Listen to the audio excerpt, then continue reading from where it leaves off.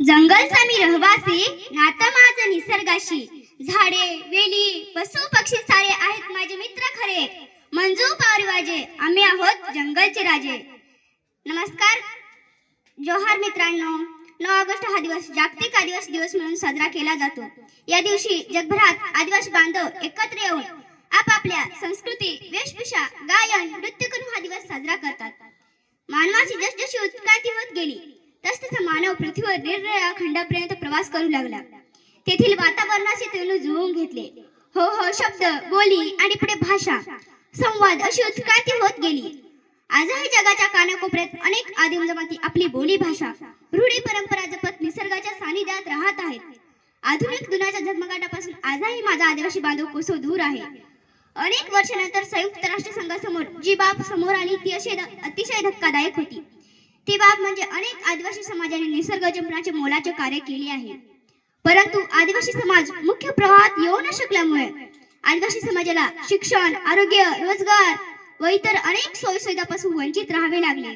या गोष्टीचे गांभीर्य लक्षात घेऊन संयुक्त राष्ट्र संघाने 9 ऑगस्ट 1994 या दिवशी जागतिक आदिवासी दिवस म्हणजे international day of indigenous people घोषित केला. तेव्हापासून जगभरातील आदिवासी बांधवांना मूलभूत सुविधा व त्यांचे हक्क मिळावे यासाठी जागतिक स्तरावर प्रयत्न सुरू झाले. भारतात मात्र संविधानानुसार 1950 पासूनच आदिवासी समाजाची विकासाची भूमिका समोर ठेवून तरतूद करण्यात आली होती. संविधानामधील सर्वाधिक अनुच्छेद आदिवासी समाजात हितासाठी आहे. सांगायचे झाले तर आदिवासी समाजाची एक स्वतंत्र जीवन शैली, रूढी, प्रथा, परंपरा आणि सामाजिक कायदे आहेत. अनेक ठिकाणी शासनावर आधारित अशी समाज व्यवस्था अस्तित्वात होती. मात्र ब्रिटिश राजवटीत जमीन व जंगलावरील त्यांचा हक्क हिरावला गेला, म्हणून आदिवासी समाज व्यवस्थेवर खूप मोठा परिणाम झाला आणि आजही माझ्या आदिवासी समाजाला अनेक समस्यांना तोंड द्यावे लागत आहे. आदिवासी समाजाला आपले हक्क व न्याय मिळवून देण्यासाठी पेसा कायदा अस्तित्वात आला आहे. पेसा कायद्याचे प्रमुख सूत्र आदिवासींची संस्कृती, प्रथा, परंपरा यांचे जतन संवर्धन करणे, ग्रामसभेच्या माध्यमातून आदिवासी बांधवांना स्वशासन व्यवस्था बळकट करणे हे आहे. पण आपला आदिवासी समाज आज इतका भरकटलेला आहे की आपल्या पूर्वजांनी आपल्याला संघर्ष करून आपली संस्कृती टिकवून ठेवून आपल्या हातामध्ये दिली आहे. पण आज सुशिक्षित व सुसंस्कृत तरुण आपली संस्कृती काय आहे, कशी आहे ती न जाणता फक्त वरातीत नाचणे आणि व्यसन करणे यातच व्यस्त आहे.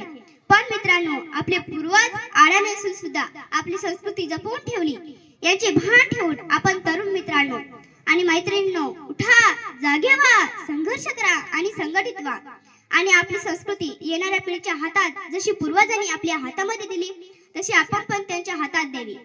माझे 2 शब्द थांबण्यापूर्वी मी तुम्हाला एवढंच सांगेन, आपली संस्कृती आपला अभिमान, मी आदिवासी माझा स्वाभिमान. दुसऱ्याचे देव डोक्यावर घेऊन नाचण्यापेक्षा आपली संस्कृती, आपली परंपरा, बोली भाषा, वेशभूषा ही टिकून राहील आणि आपला समाज पुढे जाईल.